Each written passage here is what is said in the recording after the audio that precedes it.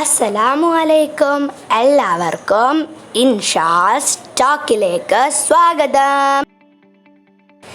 ഇന്നത്തെ എൻ്റെ വീഡിയോ എന്ന് പറയുന്നത് ഇന്ന് ഞാൻ ഒരു പ്ലാന്റിനെ കുറിച്ചാണ് പറയാൻ പോകുന്നത്.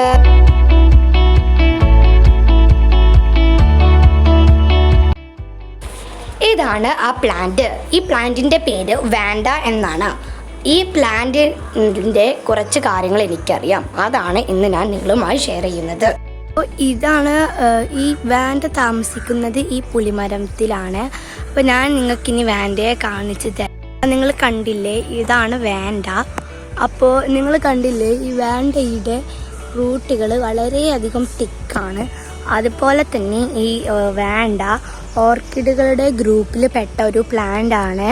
അതുപോലെ ഇവരുടെ റൂട്ടിന് വളരെയധികം പ്രത്യേകതകളുണ്ട്. ഇവക്ക് സോയിൽ വേണ്ട. നമ്മൾ സാധാരണ പ്ലാന്റുകളെല്ലാം സോയിൽ നിന്നാണ് വെള്ളമൊക്കെ അബ്സോർവ് ചെയ്യുന്നത്.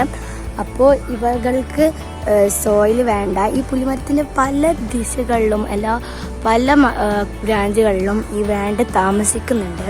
അതുപോലെ തന്നെ ഈ വാൻഡക്ക് സോയിലിൻ്റെ ആവശ്യമില്ല. കാരണം ഈ വാൻഡ അറ്റ്മോസ്ഫിയറിൽ നിന്നാണ് വെള്ളം അബ്സോർവ് ചെയ്യുന്നത്.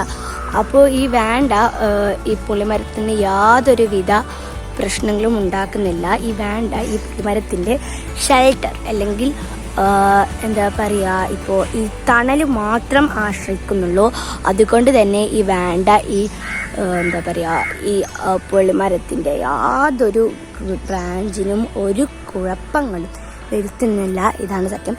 അപ്പോൾ അതുപോലെ പലതും പറഞ്ഞാൽ ഈ വാൻഡ ഇപ്പോൾ ഈ വാൻഡ ഈ ടൈപ്പിലുള്ള അല്ലെങ്കിൽ സോയിലിൽ നിന്നും വെള്ളം അബ്സോർവ് ചെയ്യാതെ അറ്റ്മോസ്ഫിയറിൽ നിന്നും അബ്സോർവ് ചെയ്യുന്ന അല്ലെങ്കിൽ ഈ തരം പ്ലാന്റുകൾക്ക് പറയുന്ന ഒരു പേരാണ് എപ്പിഫൈറ്റ്സ്.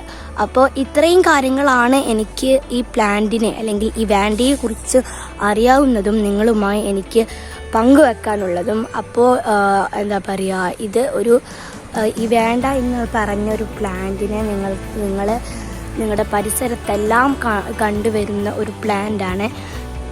അപ്പം ഞാൻ ആദ്യം തന്നെ പറഞ്ഞല്ലോ, ഈ പ്ലാന്റിൻ്റെ പല ഇതിലും എന്താ പറയുക, ഈ വാൻഡ താമസിക്കുന്നുണ്ട്. അപ്പോൾ ഈ വാൻഡിനെ കുറിച്ച് എനിക്ക് ഇത്രയാണ് പറയാനുള്ളത്. വാൻഡ ഒരു എപ്പിഫൈറ്റ്സ് പ്ലാന്റ് ആണ്. അപ്പോൾ നിങ്ങൾക്ക് ഈ വീഡിയോ ഇഷ്ടപ്പെട്ടെന്ന് ഞാൻ കരുതുന്നു. അപ്പോൾ ബൈ.